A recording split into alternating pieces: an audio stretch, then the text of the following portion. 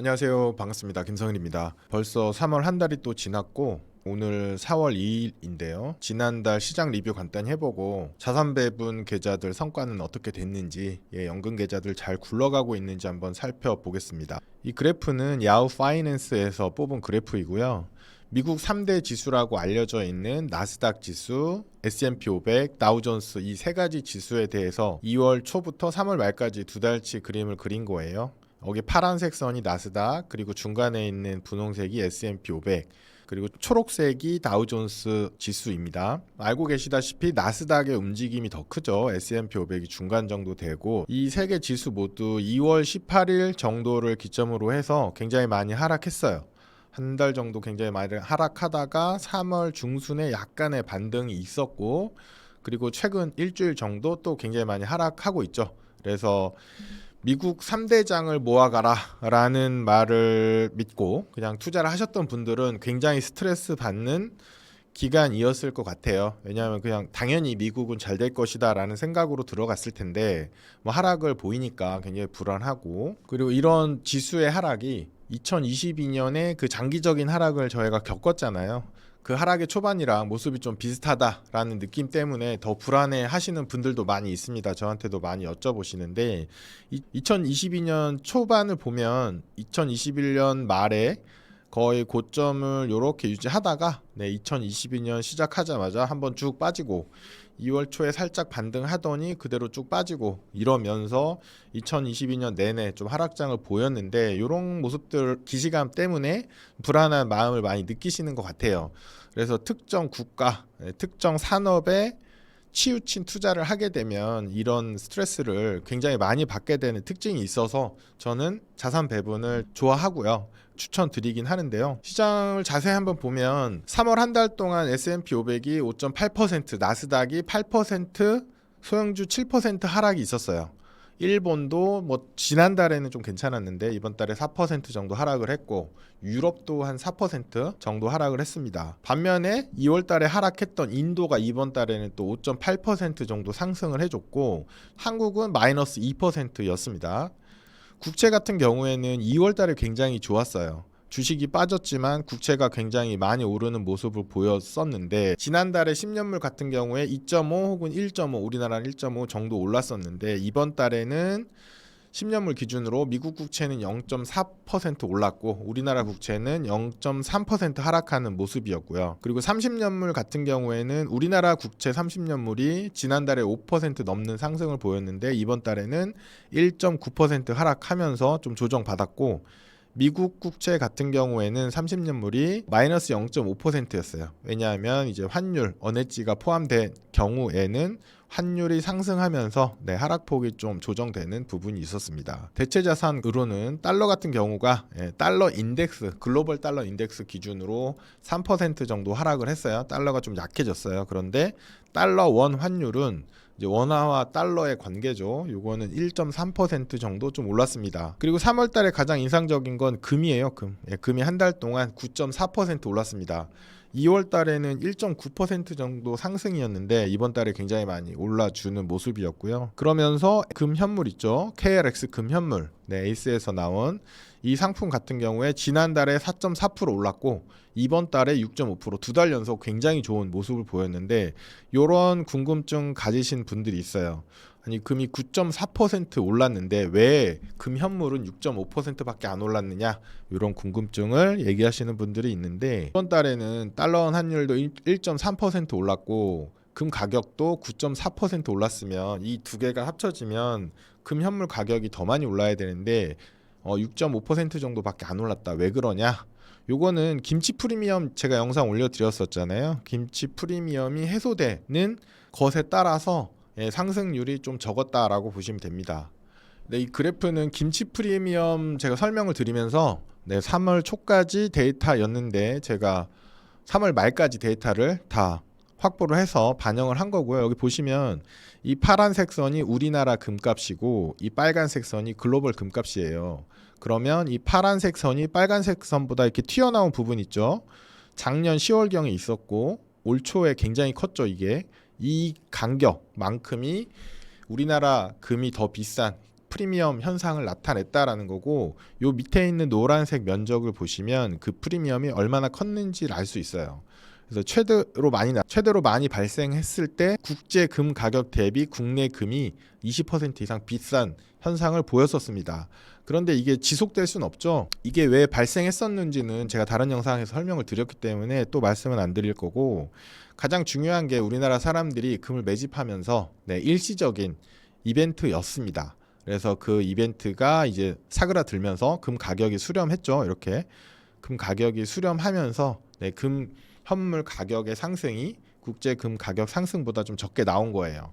여기가 3월 11일이니까 요쯤이 3월 초거든요. 그래서 3월 초 대비로 하면 국제 금값은 9% 올랐는데 KLX 금 현물 같은 경우에는 한 6%대밖에 안 오른 걸로 보인 겁니다. 계좌를 한번 볼 거예요. 2019년 1월부터 제가 계속 매달 오픈을 하고 있죠. 과거에는 뭐 M증권사 이용을 했었고, 마영골 책을 보신 분들은 이제 M증권사 화면이 캡처된 걸 보실 수 있을 거고, 그때는 제가 거기서 했었으니까. 작년부터 삼성증권으로 옮겨서 운용을 하고 있죠. 삼성증권에서는 요 4206 화면에서 이렇게 조회를 할 수 있어요. 그리고 제 계좌이고 3월달 성과이고 연금저축, 여기 IRP, 여기 자문사 연계라고 나온 거는 뭐냐면 제 글로벌 계좌입니다. 글로벌 계좌. 미국 상장 ETF로 하는 글로벌 계좌고, 수익률이 연금저축이 0.96, IRP가 0.95 나왔는데 글로벌이 좀 좋았어요. 2.62 이 정도 나왔고, 이 그림은 자문 서비스 시작한 이후, 즉 작년 1월부터 월 단위 성과예요. 연금저축 펀드, IRP, DC 글로벌 전부 다 제가 운용하는 자문 상품에 넣어놨고, 그래서 이 서비스를 이용하시는 분들은 본인이 가입한 기간에 맞춰서 저랑 비슷한 성과가 나오셨을 거예요. 3월달 기준으로는 0.96, 뭐 0.95, DC가 0.89 이 정도 수준에서 수익이 났어요. 그래도 제 생각에는 손실이 좀 났겠나 생각을 했는데, 다행히 뭐 손실은 아니고 약 1% 가까운 월 수익률을 보여주고 있고, 글로벌 같은 경우가 2.62%로 조금 더 좋았습니다. 뭐 월 단위로 쪼개보면 손실 나는 경우들이 많이 있습니다.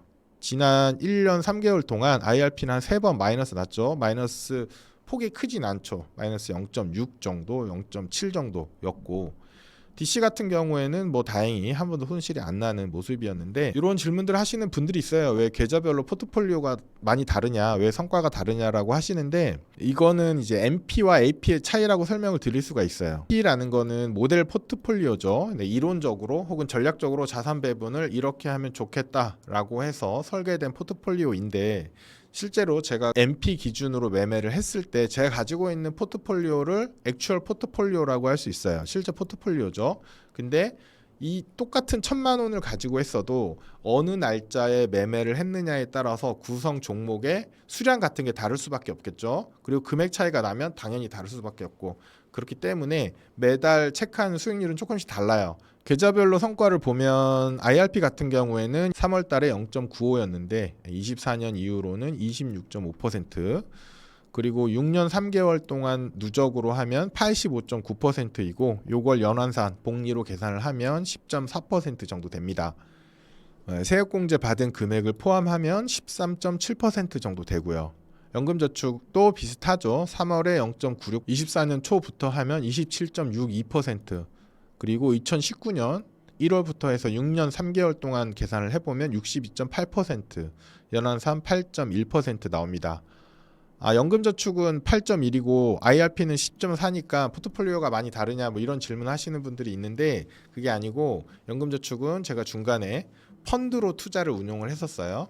연금저축을 펀드로 하게 되면 펀드를 담보로 해서 대출을 받을 수가 있는데, 제가 대출이 좀 필요해서 요거를 펀드로 포트폴리오를 바꾸고 대출을 받고 이제 활용을 했었던 기간이 있고, 요거는 다 상환을 해서 24년 이후로는 둘 다 ETF로 운용하고 있어요. 근데 펀드로 포트폴리오를 운용하게 되면 퍼포먼스가 떨어질 수밖에 없는데, 그런 것들이 반영이 돼서 여기 수익률 차이가 10%냐 8%냐 이렇게 나오고 있습니다. 그래서 펀드로 운용하는 건 저는 추천드리지 않습니다. DC 같은 경우에는 이제 회사의 퇴직급여죠. 퇴직급여이고, 제가 7개월 됐어요. DC를 운용한 지가 24년 9월부터 시작을 했는데, 제가 저희 회사에 입사한 게 2023년 7월 경이었으니까 12개월이 지나고 그 다음 달인 24년 8월 경에 처음 DC가 입금이 되기 시작했어요. 근데 저희 회사는 매달 입금을 해주는데 그거를 제가 굴리고 있죠. 자문 서비스로. 그렇게 해서 7개월 동안 12.5% 정도 수익이 났다. 글로벌 같은 경우에는 그냥 일반 계좌인데 일반 계좌에서 미국 상장 ETF로 운용하는 포트폴리오예요. 요거는 왜 필요하냐면 세금이 이슈인 분들이 많잖아요. 일반 계좌에서 한 1억 투자를 했는데 작년처럼 20% 넘는 수익이 나와버리면 금융소득이 2천만 원이 넘어가요. 그렇게 되면 금융소득 종합과세 해당이 되게 되고 종합소득세 내게 되고 건보료도 내게 되고 세금 폭탄을 맞게 되기 때문에 이렇게 해서 미국 상장 ETF로 운용을 하고 양도소득세로 세금을 막는 거죠. 세금의 상한을 막는 겁니다. 상당히 좋은 절세 방법이라고 저는 생각을 하고 있고 그렇게 해서 운용을 하고 있어요.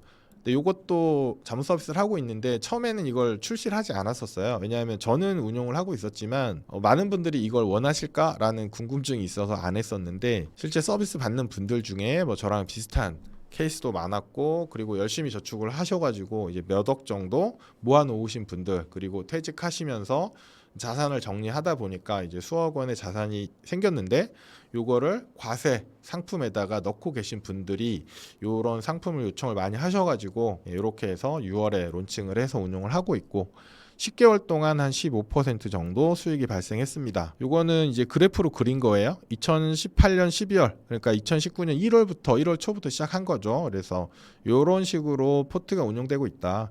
여기 2022년엔 당연히 하락했었다. 그리고 코로나 때도 반짝 하락했었다. 바로 반등을 했고 22년 하락은 좀 길었어요. 길었지만 그 폭이 크진 않았다라는 거 알 수 있고 2023년, 2024년 다행히 우상향하는 모습 볼 수 있습니다.